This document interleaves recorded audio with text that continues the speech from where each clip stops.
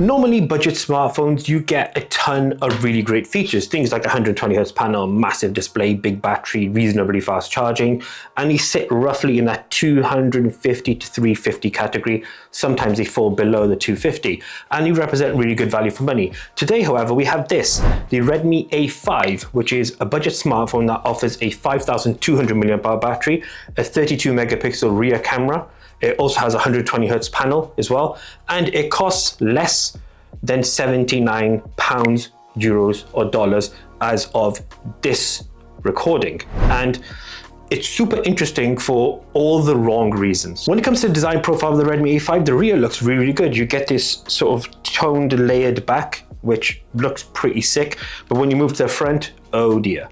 It has massive borders and bezels, as you'd expect. It's just over 84% screen to body ratio, and then the fingerprint sensor lives on the side of the phone, which means it is super reliable, easy to unlock and set up. Actually, setting up was a little bit finicky, but overall when it comes to usage, it looks really, really good and worked really well. There's also the addition of a 3.5mm jack next to the USB-C port. So the design profile on the rear looks really good, the camera housing looks great, but when it comes to the front, not so much. The design profile here is quite outdated. So the display, 84.1% screen to body ratio as we said, and 450 nits of peak brightness on a 120Hz panel, and is an LCD panel.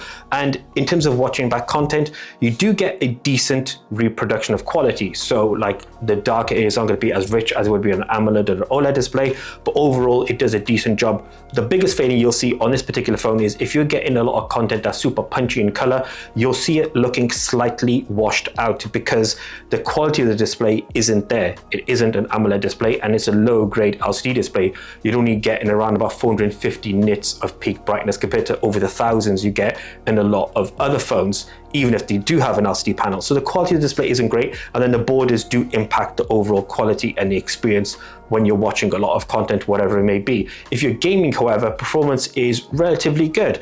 And on this large 6.88-inch display, you do get some really, really good feedback. Obviously, it's 120Hz, so if you're scrolling left, right, up and down, it does react exactly as you want it to. There's no issues with things like heat or thermal management as well. So it does a really good job when it comes to basic games.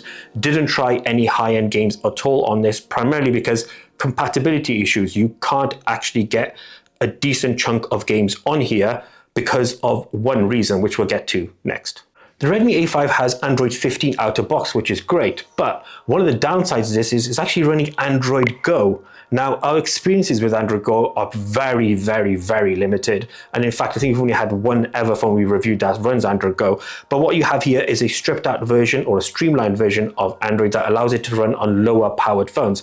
Something like this. This is running a Unisoc T something processor with 3 gigabytes of RAM. So compatibility, as we mentioned just now, with things like games is limited, but also it's limited in apps. You can't get everyone over, primarily because they have a baseline requirement when it comes to meeting those to be able to operate efficiently. So that is one of the downsides. So if you're looking for an experience that gives you a lot of app compatibility and game compatibility right out of the bat, this may not be right for you. But in terms of OS and operating it, again, it is streamlined, so you're not going to get things like the split windows.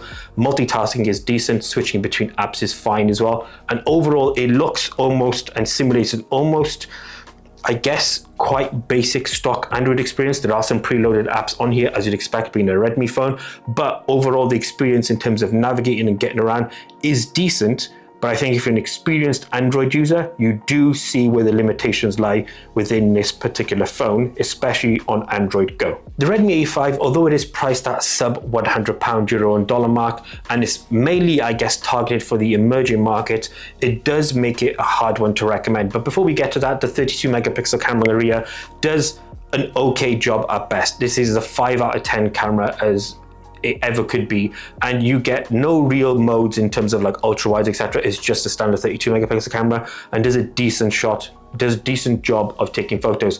And I think that's all you're going to expect from the Redmi A5 really when it comes across the board, the entirety of the phone.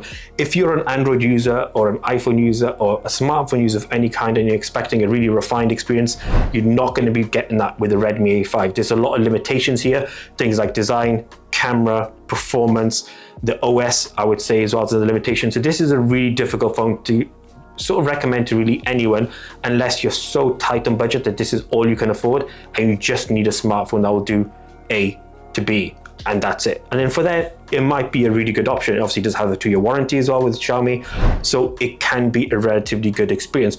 Overall though, the Redmi A5 is a budget smartphone that is really, really hard to recommend for anyone really beyond your most basic user.